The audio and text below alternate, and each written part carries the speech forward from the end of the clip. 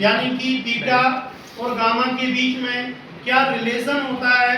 तो आपका एक क्वेश्चन है, prove that beta m n equal gamma n upon gamma m plus n. अब सबसे पहले हम स्टार्ट करेंगे।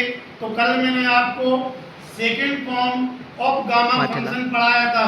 क्या होता है उसका फॉर्मूला, यानी गामा एन सी की पावर एन इक्वल होता है 0 से इंफिनिटी ई की पावर माइनस सी एक्स की power n minus 1 d x. यानी हमने सीखा था कि जो x के ऊपर जो पावर होगी उसमें अगर हम 1 ऐड कर दें तो वो बन जाता है गामा एन, और यहाँ का जो कोफिशिएंट होता है उसको लिखते हैं और पावर में n लिख देते हैं। हमने कल ही इसको प्रूव किया था, हमने इसी को लिखा। अब हमने क्रॉस मल्टीप्लाई किया, क्रॉस मल्टीप्लाई इसका यहाँ पर इक्वेशन नंबर 1। अब बेटा आपको जो मोस्ट इंपोर्टेंट बात है वो याद रखना है कि हमें both side multiply by E की पावर माइनस सी की पावर m माइनस 1 से मल्टीप्लाई करना है, इंटीग्रेशन करना है विद रिस्पेक्ट टू c, और लिमिट 0 से इंफिनिटी लेना है। तो हमने ये दोनों साइड कर दिया है।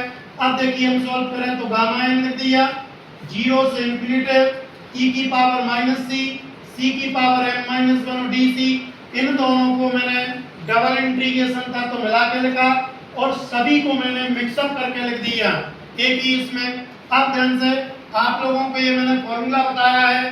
देखिए गामा m का फॉर्मूला 0 से इंफिनिटी हो e की पावर माइनस सी की power m minus 1 D c हो, है ना। मतलब यहाँ पर x के रिस्पेक्ट में था या c के रिस्पेक्ट में हो गया, तो इतने की जगह पर जो अंडरलाइन है हमने लिख दिया गामा m।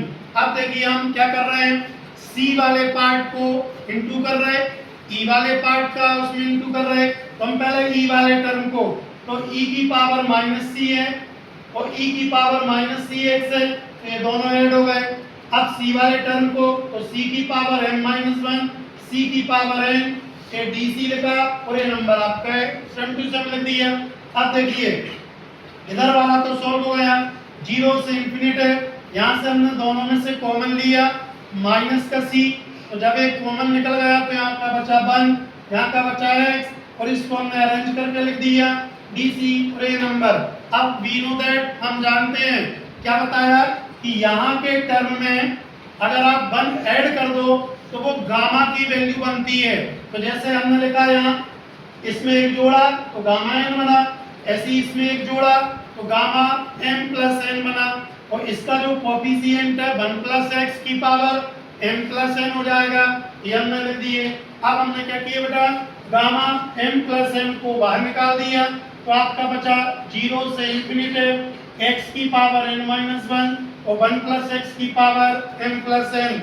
आप लोगों को मैंने 3 फॉर्मूले बताए थे बीटा के, beta m n equal beta n m, दूसरा वाला साइन वाला था, और तीसरा आपका ये फॉर्मूला होता है जब 0 से इंफिनिटी हो x की power n minus 1 1 plus x की power m plus n dx हो, तो ये फॉर्मूला होता है बीटा एम एन का। इस वाले टर्म को हम अपॉन में लेके चले गए, यही हमारा आंसर आ गया, यही हमें प्रूव करना था। तो बेटा ये आपका वेरी मोस्ट इंपोर्टेंट फॉर्मूला है।